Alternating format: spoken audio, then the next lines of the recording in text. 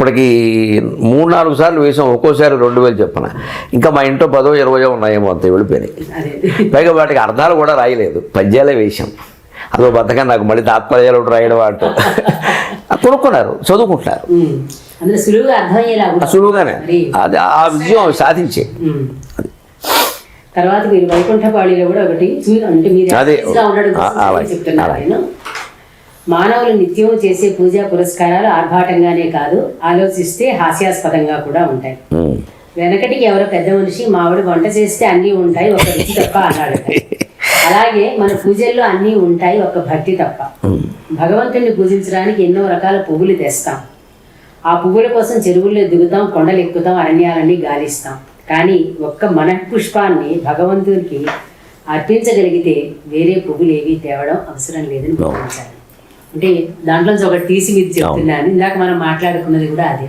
దాన్ని ఒక్కసారి మళ్ళీ అది నిజానికి నేను దానికి వ్యాఖ్యాన రూపంలో రాశాను, కానీ శంకరాచార్య మాట. గభీరే కాసారే విశతి విజనే ఘోర విపినే విశాలే శైలే చ భ్రమతి కుసుమార్ధం జడమతి సమర్ప్యైకం చేత సరసిజం ఉమానాథ భవతే సుఖేనావస్థాతుం నరయిక నజానాతి కిమహో అని శివానంద లహరిలో ఆయన రాసిన పద్యాన్ని దృష్టిలో పెట్టుకుని నేను ఆ వ్యాఖ్యానం అంతా చేశాను. అది మనస్సు మీద శంకరాచార్య చెప్పిన మాటలు చెబుతూనే ఆ మాట చెప్పాను.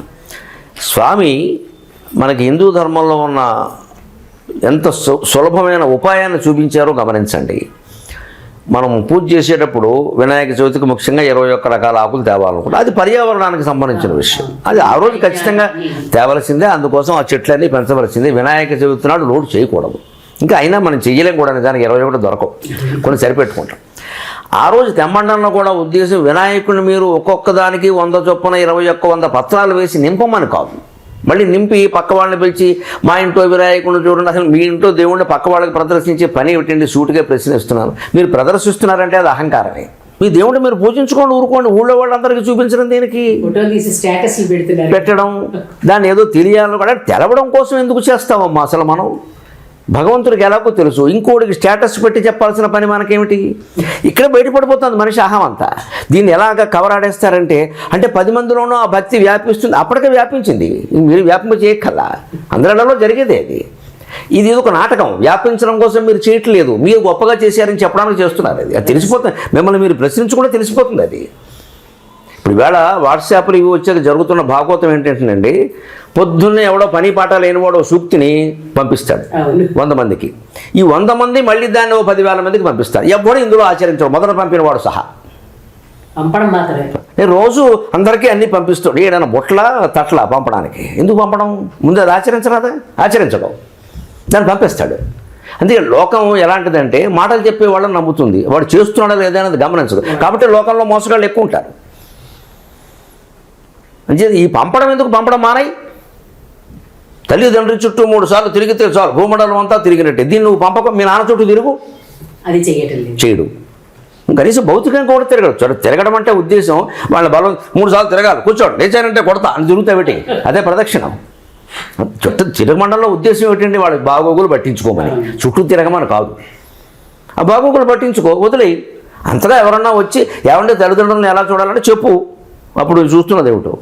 అందుకని పొద్దున్నే ఒకటి పంపిస్తావు, అది ఒక 1000 మందికి వెళ్ళగానే ఇక అందరూ రోజు సూక్తులు నేను ఈవేళ ఏం పంపలేదు, పంపడం కోసం ఉన్నది. ఇందుకే మొత్తం ఎంత సాంకేతికత వ్యాపించినా కూడా లోకంలో నీతి పెరగలేదు, అవినీతే పెరిగింది. కారణం ఏమిటంటే అందరూ పట్టుకున్నది ఏమిటంటే చెప్పేస్తే చాలు, చేయక్కర్లేదు. నేను దాన్ని చేస్తానమ్మా, మొహమాటం లేకుండా చెబుతున్నా. మనస్సు ఒక్కటి చాలు అని చెప్పి మా ఇంట్లో నా పూజా మందిరం చూడండి, ఒక్క పువ్వు ఉండదు, అక్కడ ఉండదు. నేను పని కట్టుకుని ఎక్కడి నుంచి తెచ్చి పెట్టాను, ఎప్పుడో పొద్దున్నే తస్కరిస్తారు కదా అంతే. పైగా అది కూడా పోగ దొంగలు తయారయ్యారు. పైగా దానిలో పుణ్యంగా వాళ్ళ ఇంటి ముందు పువ్వులు కోసి ఇక్కడ పెడుతున్నామంటేనంటే వాళ్ళకి పుణ్యం పెంచుతున్నావు. వాడు నేను అడిగాడా పెంచమని? అసలు పువ్వు నేను అడిగిందా కొయ్యమని?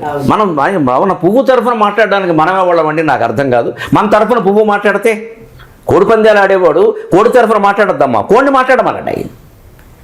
కత్తి కట్టి ఏమవుతుంది, కత్తి కట్టి దాని ప్రాణం తీస్తే ఏమవుతుంది, కోడిని మాట్లాడమనండి. మీరు మాట్లాడతారేంటి? మన చంపేవాడు మన తరఫున మాట్లాడితే ఎలాగమ్మా? అలాగే పువ్వును కోసేవాడు పువ్వు తరఫున మాట్లాడొద్దండి, పువ్వును మాట్లాడమనండి. అప్పుడు చెబుతుంది అది, బాబు నా తల్లి ఒళ్ళో నాకు ఉండాలని ఉందా, వదిలే. ఖచ్చితంగా చెబుతుందండి. చేయొచ్చమ్మా, ఓ పువ్వు పెట్టడం భక్తి. ఏదో చేస్తే కానీ మనిషికి తృప్తి ఉండదు కాబట్టి అక్కడ చేయమన్నారు. ఇంకా ఎన్ని ఉంటే అన్నీ ఇంకా శుక్రవారం ఎన్ని మంగళవారం ఎన్ని చేస్తే మొత్తం వీధులన్నీ పాడైనాయి. పువ్వులు ఎక్కడ కనపట్లేదు అసలు. దీనికి మళ్ళీ దొంగతనాలు, దాన్ని మళ్ళీ సమర్థించుకోవడాలు. అసలు నీళ్ళు చల్లినా చాలు. నేను ఎప్పుడో 15 ఏళ్ల క్రితం మా కాకినాడలో అపార్ట్మెంట్లో ఉండగా అప్పటి వరకు నేను ఏదో దొడ్లో ఉన్న పువ్వు ఒక్కటే, అది కూడా ఎప్పుడూ ఒక్కటే, ఆ ఒక్కటి తెచ్చి శివుడి మీద పెట్టేవాడిని. అపార్ట్మెంట్ కొన్నాక నాకు ఆ కింద ఒక్క పువ్వు కూడా దొరకడం పోయింది. పైగా 3 అంతస్తులు దిగాలి. ఈ దిగి ఇక్కడి నుంచి పట్టుకెళ్ళకపోతే ఏమైందని ఒకసారి నేను అన్నాను, కామ పుష్పము గైకొమ్ము, క్రోధ పుష్పము గైకొమ్ము, లోభ పుష్పము గైకొమ్ము అని 1 పద్యం వెళ్ళేసి 6 కామక్రోధ లోభాలన్నీ వెళ్ళేసి పైగా అన్నాను, వెండికొండ మీద ఈ పువ్వులు ఉండవయ్యా, వెరైటీగా ఉంటాయని చెప్పాను. అంతే, అరిషడ్ వర్గాల పూలు తీసుకో, వెండికొండ మీద ఉండవి ఇవి అన్నాను. ఆశ్చర్యం అండి. నేను అంత చిత్తశుద్ధిగా నేను పువ్వు తేలేకపోయాను కాబట్టి కామాన్ని, క్రోధాన్ని, లోభాన్ని, మోహాన్ని నీకు అర్పిస్తున్నానని 2004 సెప్టెంబరు 6వ తేదీనో 7వ తేదీనో నేను పద్యం చెబితే దేవుడి దగ్గర, మా ఇంట్లో మా దేవుడి కోసం మా శివుడి దగ్గర నేను చెబితే 20 రోజుల తర్వాత ఎప్పుడో విజయదశమి వచ్చిందండి. వెదురుపాక విజయదుర్గాపేటలో నాకు 108 బంగారు పుష్పాలతో అభిషేకం చేశారు. అది శివుడు మహిమ. నేను ఒక్క పువ్వు కూడా నీకు ఇవ్వలేకపోతున్నానని ఏడిస్తే పద్యం చెప్పిన 20 రోజుల్లోగా శివుడు నాకు 108 బంగారు పుష్పాలతో అభిషేకం చేయించాడు. శివుడు మహిమ ఎక్కడుందో అర్థం కావట్లా. బహుశా 108 పువ్వులు నేను కోసొచ్చి పూజ చేస్తుంటే నాకు చేయించేవాడు కాదు. మనస్సును అర్పించబట్టే, పెట్టలేకపోతున్నానని ఏడవబట్టే ఆయన చేశాడు. ఆయన కావలసింది ఆ వదిలేయాలి. అప్పటి నుంచి నాకు అనిపించింది, ఇక మళ్ళీ దీనికోసం ఎంత యాతన పడ్డం ఎందుకని. ఏమీ లేకుండా ఇప్పటికీ మా పూజా మందిరం మీరు చూస్తే పైన భారత జాతీయ పతాకం ఉంటుందమ్మా. నాకు ముందు దేశం, తర్వాతే దైవం. ఆ జాతీయ పతాకం కింద మా అమ్మా నాన్న ఫోటో ఉంటుంది. ఇప్పుడు మా అత్తగారు, మా అత్తమామల ఫోటో కూడా పెట్టావు. ఇప్పుడు ఆవిడ ఈ మధ్య పోయారు, ఆ ఫోటో కూడా ఇప్పుడు మాకంతా ఒకటే. అమ్మా నాన్న, అత్తమామల ఫోటోలు ఉంటాయి. తర్వాతే దేవుడు ఉంటాడు. నువ్వు దేశాన్ని గురించి ఆలోచించకుండా, తల్లిదండ్రుల గురించి ఆలోచించకుండా 4 విగ్రహాలు పెట్టుకుని నేను బ్రహ్మాండంగా పూజ చేస్తాను లోకంలో పోజుకొట్టడానికి అయి పని. దేశానికి సంబంధించిన ఏ కష్టంలో నువ్వు పాలు పంచుకో, కనీసం నిజాయితీగా బతుకుదామని అనుకో. కట్టవలసిన ట్యాక్స్ ఏదో కడదాం అనుకుంటే దేశభక్తి వేరే ఏం అక్కర్లేదమ్మా. ఇన్కమ్ ట్యాక్స్ సక్రమంగా మనం కడితే వేరే దేశభక్తి ఏం అక్కర్లేదు. దేశాన్ని రక్షించడానికి ఆ డబ్బు చాలు. చాలామంది కట్టడం లేదు, అది చెయ్యరు, దేవాలయాలకు ఇచ్చేస్తారు. అంటే ఏమిటి, ఈ పాపాలు ఏవి బయటపడకుండా ఇక్కడ మంచి పేరు తెచ్చేసుకుంటే ఆయన ఆ దేవాలయం ఆయనే కట్టించారండి, ఆయన ఆ బంగారపు హస్తం ఆ బంగారం వాడికి ఎలా వచ్చిందో ఎవడు ఆలోచించాడు. హస్తం చేయించి అంత బంగారం వాడికి ఎలా వచ్చింది, అసలు ఎవరు పెట్టారు, ఎక్కడి నుంచి వచ్చింది, దానికి కట్టిన ట్యాక్స్ ఏంటి, మొత్తం లెక్కలు తీస్తే తేలిపోయింది. దేవుడు లోకుగా ఉన్నాడా? ఈ రకమైన కల్మషం పోనంత వరకు మనకి దేశము అభివృద్ధి చెందితే మన దేశానికి కూడా ఏం జరగదు. మనం ఇలా అపనమ్మకాలు పెంచుకుంటూ మనమే సమర్థించుకుంటూ అందువల్ల జరగలేదు, ఎందువల్ల జరగకపోలేదు, ఈ చిత్తశుద్ధి లోపం వల్ల జరగాలి. అదే శంకరాచార్య చెప్పింది. మనస్సు ఒకటి ఎక్కడ పెడితే చాలని చెబుతున్నారు కదా. ఇవన్నీ ఎందుకన్నాడు ఆయన. అక్కడికి వెళ్ళి పువ్వులు తెస్తావు, ఎక్కడికి వెళ్ళి ఆకులు తెస్తావు. పర్యావరణం కోసం పెంచడం, తేవడం అవన్నీ వేరే విషయాలండి. కానీ రోజు చేయాల్సిన పని లేదు కదా. పర్యావరణం కోసం నేను చెట్లు పెంచమన్నారు, అవన్నీ పువ్వులు కోయమని చెప్పలేదు. ఆ చెట్టు ఆకులు పువ్వులు అలాగే ఉంటే వీధి అంతా బాగుంటుంది, దేశం అంతా బాగుంటుంది. తెచ్చి మన ఇంట్లో పోస్తే మన ఇల్లు కూడా బాగోలేదు, సాయంత్రానికి పాడైపోతే బయటపడేస్తాం. అందుకోసం తప్పితే మనం పూజ చేయొద్దని, అభిషేకం చేయొద్దని కాదు, అవన్నీ మేము చేస్తాం. దానికే ఉంది. పరిమితంగా భక్తి ప్రధానంగా జరిగితే ఆర్భాటం లేకుండా ఉంటే బాగుంటుంది. మనకి చిత్తశుద్ధి లేని శివ పూజ ఈ పూర్వం నుంచి ఉన్నమాటే. తర్వాత మీరు ఇష్టదేవత స్థితిలో కాకి గోల ఎనుచు చీకాకు పడబోకు, కావు కావు దేహమేవు, కావు కావు మనస్సు. నేను అటు తప్పులు చదువుతున్నానేమో కూడా నాకు తెలియదండి. బుద్ధి కాబోవు నీవింక నలుచు అరచు కాకి, అది బోధ. కాకి గురించి కావు కావు అంటే కావు కావు రకరకాలుగా ప్రయోగించారు. అవును, ఒకసారి దాన్ని మీరే వివరించారు. దానికి ఏంటి, కాకి అరుపుని మనకు ఒక సెంటిమెంట్ కింద భావిస్తారు. చుట్టాలు వస్తారు. సరే, తీతు వరిస్తే అశుభం అని కూడా అంటారు. ఇవన్నీ మనుషులు పేర్చుకున్న నమ్మకాలే. కొందరికి జరుగుతాయి, కొందరికి జరగవు. యాదృచ్ఛికంగా జరిగితే ఏదో అనుకుంటారు. కాకతాళీయం అనే మాట మనకు ఎలాగో ఉంది. కాకి తాడి చెట్టు మీద వాడింది. తాళం అంటే తాడి చెట్టు కదా. కాకి తాడి చెట్టు మీద వాలింది. ఆ వాలిగానే ఓ పండు కింద రాలింది. ఈ కాకి అనుకుంది విర్రమోహం, నేను గరుత్మంతుడిని, చాలా బలమైన వాడిని, నేను వారబట్టి ఈ పండు రాలింది అనుకుంది. అది తాటిపండు ఎంత ఉంటుంది, ఇది వారబట్టి అది రాలేదు, అది రాలే సమయానికి ఇది వాలింది. జీవితంలో కొన్ని ఘట్టాలు కాదమ్మా, చాలా ఘట్టాలు అలా జరుగుతాయి. అసలు మనకి జరిగే కొన్ని ప్రమాదాలు, కొన్ని ప్రమోదాలు, కొన్ని కలిసి రావడాలు కూడా యాదృచ్ఛికంగా జరుగుతాయి. అంటే ఆ పరిస్థితులు అలా వచ్చాయి. కరెంటు పోయింది, చీకట్లో ఉన్నాం, కొవ్వొత్తులు వెతుక్కుంటున్నాం, ఈ లోపు ఎవరో ఒక ఆయన వచ్చాడు, కరెంట్ వచ్చింది. మీరు వచ్చారు, కరెంట్ వచ్చిందండి, ఇది ఆయన సంతోషించడానికి పనికొస్తుంది, కానీ వాస్తవం కాదు కదా. వాళ్ళు పొంగిపోవడం ఒకటి, అక్కడి నుంచి ఆయన మామూలుగా అండి, ఇంకా నేను ఎక్కడికి వచ్చినా అంతే. ఇంకోటి చెబుతాడు ఇక్కడ, ఇప్పుడు నేను దైవావతార స్వరూపం అయిపోయాడు. ఇప్పుడు అక్కడి నుంచి ఏం చేయాలి, ఇలా మాట్లాడడం వల్ల ఏం చేయాలంటే కరెంట్ లేని ఇంట్లోనే కూర్చోబెట్టాలి ఒక రోజు అంతా, తెలిసి వస్తుంది. ఆల్టర్నేటివ్ కూడా ఏమీ లేకుండా ప్రత్యామ్నాయం కూడా అక్కడ కూర్చోబెట్టి తెప్పించుకో కరెంట్. ఎందుకు ఇవన్నీ ఊరికే పెంచుతారు మీరు? బిడ్డ వచ్చిన వేళ, గొడ్డు వచ్చిన వేళ, ఇవి మనుషులను అవమానిస్తున్నాయి. నా బాధల్లో ఏంటంటే మీరు సెంటిమెంట్ సమస్య కాదు, అది మానవత్వాన్ని పెంచే సెంటిమెంట్. మీరు పెంచండి అమ్మా, తప్పులేదు, మానవత్వాన్ని పెంచే విధంగా చేయండి మీరు. అది ఇప్పుడు మనకి సంప్రదాయంలో నమ్మకం ఉందండి, బిడ్డలు ఉన్న వాళ్ళ ఇంట్లో మా బిడ్డ అరిసెల మీద నడిపిస్తారు, నడిస్తే అరిసెలు వండుతారు, అరిసెల మీద నడిపిస్తారు. పిల్లలు, పసిపిల్లలు తొక్కిన అరిసెలు తింటే పిల్లలు పుడతారని నమ్మకం ఉంది, చేస్తారు. ఇప్పటికీ పిల్లలు నడుస్తుంటే వచ్చి ఆ తొక్కిన అరిసెలు తింటారు. ఇది గుడ్డి నమ్మకం అంటే నేను అమ్మను మాది ప్రోత్సహించవలసిన నమ్మకం. ఎందుకంటే దానివల్ల మంచి జరుగుతుంది. ఆ బిడ్డలు లేని తల్లికి నాకు పుడతారు పర్వాలేదు, ఆ అరిసె నేను తిన్నానుగా అని ఒక నమ్మకం కలుగుతుంది, ఒక ప్రేమ. ఆవిడకి అంతవరకు ఉన్న బాధ ఉంది చూడండి, అది కొంత తగ్గుతుంది, ఒక ఉపశమనం. కనీసం 9 నెలలు ఆ నమ్మకంతో ఉంటుంది. ఆవిడ ఉండని, ఏడాది ఉండని. ఈలోపు అనుకోకుండా జరిగింది అనుకో, సంతోషమే. అంతేకాదు ఆ పసిపిల్లాడి పట్ల ప్రేమ, ఈ తల్లికి ఒక ఉత్సాహం, నా పిల్లాడికి ఇంత ఉత్సవం జరిగింది, ఆ దేవుడి ప్రసాదంలా అందరూ తీసుకున్నారు. మనుషులు అంతేకాదు, ఇందులో కులభేదం లేదు, అందరూ వస్తారు, సామరస్యం. మీరు గుడ్డైనా చెడ్డైనా, అది శాస్త్రీయమైనా కాకపోయినా ఇటువంటి నమ్మకాలను ప్రోత్సహించండి. అది మంచి కోసం మనం చేసాం. ఇప్పుడు విదురుడు విందు మీరు వాస్తవంగా భారతంలో చూస్తే వేరుగా ఉంటుంది, మన లోకల్లో ప్రచారంలో ఉన్న విధానం వేరు, చెబితే ఆశ్చర్యంగా ఉంటుంది. భారతంలో, మూల భారతంలో ఉన్న విధానం వేరు, లోకల్లో ప్రచారంలో ఉన్న విధానం వేరు. కానీ అది అలా నమస్కరించి ఒప్పుకోవలసిందే. ఆయన పళ్ళు తిన్నాడు, తొక్కలే పెట్టాడు. వ్యాస భారతంలో నేను ఎక్కడ చూడలేదు ఈ విషయం, కనీసం తిక్కన గారి భారతంలో కూడా లేదు, వచ్చింది. కానీ అది మంచిదే అని నమ్మకం. ఎందుకంటే భక్తి ప్రధానం. భక్తితో ఉన్నప్పుడు తన్మయ భావంతో నువ్వు ఒకవేళ పళ్ళు కింద పారేసి తొక్కలు పెట్టినా దేవుడు తింటాడు అనే దాన్ని ప్రోత్సహిస్తాం. శబరి ఉన్న పళ్ళలో మంచి పళ్ళు ఏవో ఏరింది, కానీ ఎంగిల్ చూసి పెట్టలేదండి. వాల్మీకి రామాయణంలో లేదు ఆ విషయం, విశ్వనాథ రామాయణంలో అసలే లేదు. ఇంకెక్కడ చూపిస్తారు మీరు? కానీ శబరి ఎంగిల్ చేసి పెట్టింది, కొరికి పెట్టింది. శబరి నోట్లోంచి రాముడు ఇంత చెప్పాల్సిన పని లేదండి, దానికి అంత అవసరం ఏం లేదు ఇక్కడ. పైగా ఉన్న పళ్ళల్లో మంచి పళ్ళు ఏరి పెట్టామని ఎవరైనా చేస్తారు. అలాగే శబరి కూడా ఆవిడ అడవిలో దొరికే పళ్ళు 4 రకాలేవో బొట్లో పట్టుకొచ్చి కాస్త ఇలా చూసి మాగిపోయింది, పనికిరాదు, ఇది ముచ్చికి సరిగ్గా లేదు, పనికిరాదు, పెట్టి మనం పెట్టాం అతిథికి. మనం జాగ్రత్తగా ఉండి ఏదైనా కొంచెం అన్నం మాడింది అనుకోండి, మాడిన అన్నం మనం తిని మంచి అన్నం అతిథికి పెడతాం. అంటే ఏమిటి, అతిథులు నువ్వు గౌరవించేటప్పుడు అలా గౌరవించమని చెప్పడానికి ఆ విషయం చెప్పారు. కావాలంటే మీరు దాన్ని పోనీ శబరి ఎంగిల్ రాముడు తినడాన్ని ప్రోత్సహించండి, దానికి ఏం పర్వాలేదు, పెద్ద విషయం కాదు అది.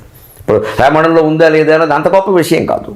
కానీ గుడ్డి నమ్మకాలను మీరు వితంతువులు శకునం రావడం సహా గుడ్డి నమ్మకాలను మీరు ప్రోత్సహించి వీటికి ఎక్కడికో ప్రమాణాలు చూస్తూ ఉంటాయేమో. ప్రతిదానికి ప్రమాణాలు ఉంటాయి. తాటక మీద రాసేస్తే అదే ప్రమాణం, నెలలు అటక మీద పెడితే అది కాస్త మార్చిపోయి ఉంటుంది, చూపించడమే దానికే ఉంది. అది పురాణాలు కాకుండా కుదరదండి. షట్శాస్త్రాల్లో ఉండాల్సిందే ప్రమాణం, అంటే వేదంలో ఉండాల్సిందే. పురాణం కూడా ప్రమాణం కాదు.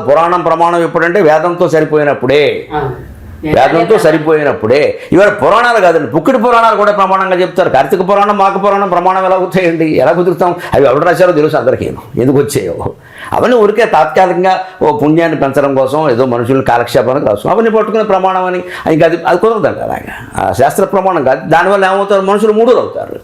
ఆ మూఢత్వంలో గడిపోయిన కొద్దిగా మీరు పైకి తీసుకురాలేరు వాళ్ళని. అలాగా ఇందులో కాకి అరవగానే ఏదో సెంటిమెంట్గా భావించకుండా కావు అంటుందయ్యా, ఇది నువ్వు దేహం కాదు, నువ్వు మనిషి కాదు, నువ్వు మనస్సు కాదు, నువ్వు బుద్ధి కాదు, నువ్వు ఇంద్రియాలు కాదు. ఈ మాట నాకు ప్రేరణ శంకరాచార్య.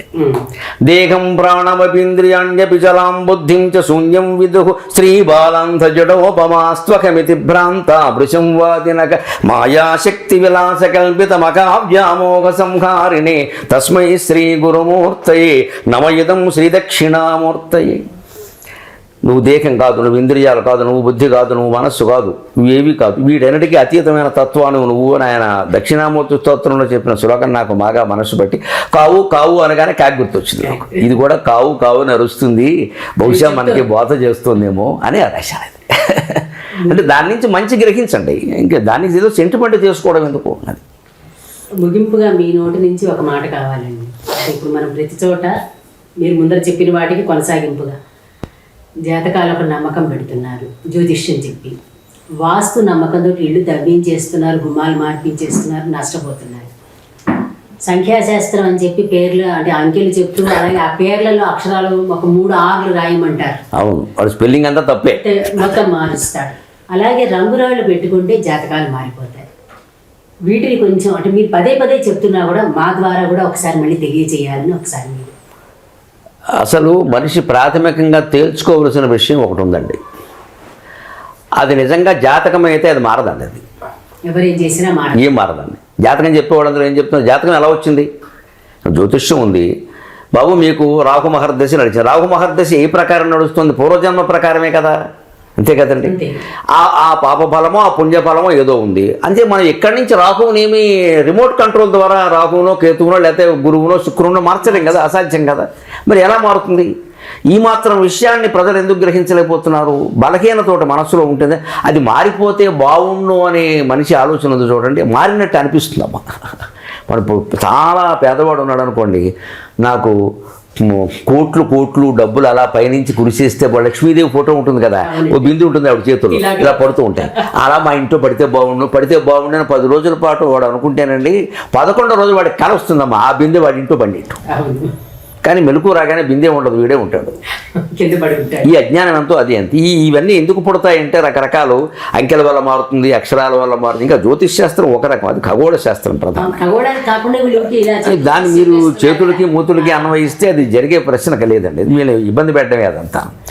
ఉపశమనం కోసం పోనీ చెప్పిన వాళ్ళని ఉపశమనం చెప్పానండి. ఉపశమనం అంటే అలాగా, బాబు నువ్వు భగవంతుడు నమ్ముకో, ఇగో గుళ్ళో పోనీ, ఇగో ఈ వెళ్ళి పూజ చేయించు, కాస్త బాగుంటుంది. చేయించినంత మాత్రాన కాదని వీడు మనస్సులో భగవంతుని స్మరించాలి. భగవంతుడు కొబ్బరికాయలకిను అట్టిపళ్ళకి లొంగే రకం కాదు. నువ్వు మనస్సులో స్మరిస్తే స్పష్టంగా ఉంది. గ్రహదోషంబులు దుర్నిమిత్తములు నీ కళ్యాణనామంబు ప్రత్యకమున్ బేర్కొను ఉత్తమోత్తముని బాధల్ బెట్టగాజాలునే దగనున్ కప్పగజాలునే శలభ సంతానంబు నీ సేవ చేసి హతక్లేశులు కారుగా కమనుజులు శ్రీకాళహస్తీశ్వర. స్పష్టంగా దూర్జటి కావ్యంలో చెప్పడం కదా, మన పురాణాల్లో శాస్త్రాల్లో కూడా ఉన్నమాట. మనస్సులో ఎవడైతే నిరంతరం నమశివాయ నమశివాయ నమశివాయ అని పంచాక్షర జపం చేస్తూ ఉంటాడో వాడి దగ్గరికి నవగ్రహాలు కాదు కదా, దశమగ్రహం కూడా ఉన్నా వాడిని ఏం చేయలేదు, రాలేదు, కనీసం రాలేదు. ఇంకా ఒక ప్రమాణం సుప్రభాతంలో సూర్యందు భౌమబుధవాక్పదికం యసౌరి స్వర్భానుకేతుది విషత్ పరిషత్ ప్రధానాక త్వద్దాసదాస చరమావధిదాసదాసాక శ్రీవేంకటాచలపతే తవ సుప్రభాతం. నవగ్రహాలు ఇంకా ఇతరత్ర ఏమన్నా అవన్నీ వెంకటేశ్వర స్వామి గుడి ముందు ఉండి స్వామిని దర్శనం కలిగితే చాలు, చూస్తే చాలని మన తిరుపతి యాత్రికులాగా అవి బాధపడుతున్నాయట. అటువంటి భగవంతుడిని మనం సేవిస్తూ నిరంతరం మనస్సులో స్మరించకుండా ఈ రకరకాల గ్రహానికో పూజ చేయడం మొదలుపెడితే ఎప్పటికీ తెమిలేని వ్యవహారం. ఇది ప్రాక్టికల్గా ఆలోచిద్దాం. వాస్తవంగా నేను వేళ దోషం పూజ చేసాం, రేపు ఇంకోటి చేసాం, ఎల్లుండి ఇంకోటి, ఎన్ని చేస్తారు మీరు? జీవితం అంతా ఇలా చేస్తూ కూర్చుంటారా? ఈ గ్రహాలకన్నింటికీ మూలమైనటువంటి భగవంతుడిని పట్టుకుందామనే ఆలోచన ఎందుకు రావట్లే అంటే మన మనస్సులోనే ఉన్న ఒక దోషం ఏమిటి అంటే తాత్కాలికంగా నాకు పనిగా అయిపోతే చాలు.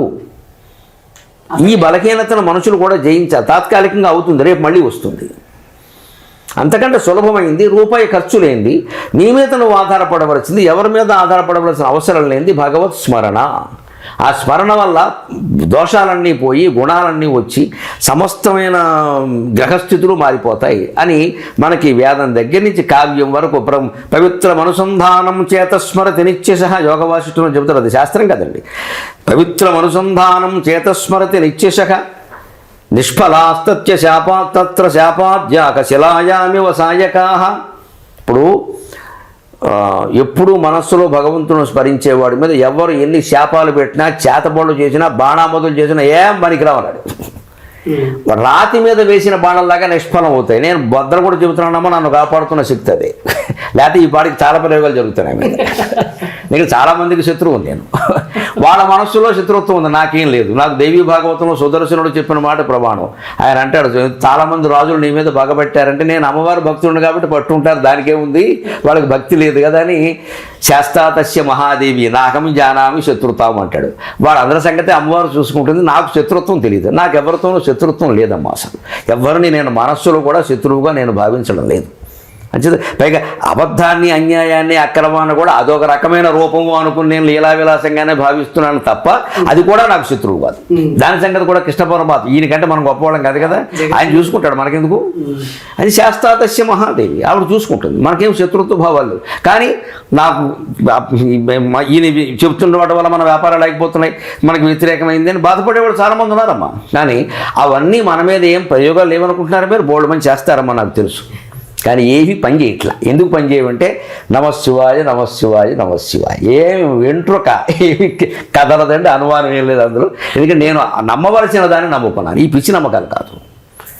అసలు వాడిని నమ్ముకున్నప్పుడు ఇవన్నీ మనం భయపడాల్సిన పని లేదు. అదే ముగింపు. గరికపాటి గారు ఎన్ని విషయాలు చెప్పారు, ఇంతకు ముందు కూడా చెప్పారు, వాటిని మళ్ళీ చాలా ఇంకా కొత్తగా చెప్పారు. కనీసం అనుసరించడానికి ప్రయత్నానికి ఒక మొదటి అడుగు వేద్దాము. చాలా హాయిగా, అంటే ఒక ఏమంటారు, పాజిటివ్ వైబ్రేషన్ అనడానికి తెలుగులో ఏమంటారు మరి నేను చెప్పాను, అనుకూలమైన వాయువు, అనుకూల వాయువు మలయమారుత, అనుకూల వాయువు మలయమారుతం అన్నారు కాబట్టి మంచి మలయమారుతం వీచింది. మీకు కూడా బాగా నచ్చిందని ఆశిస్తున్నాం. ఇది ఇవాల్టి వైజయంతితో మాటామంతి కార్యక్రమం. నమస్కారం.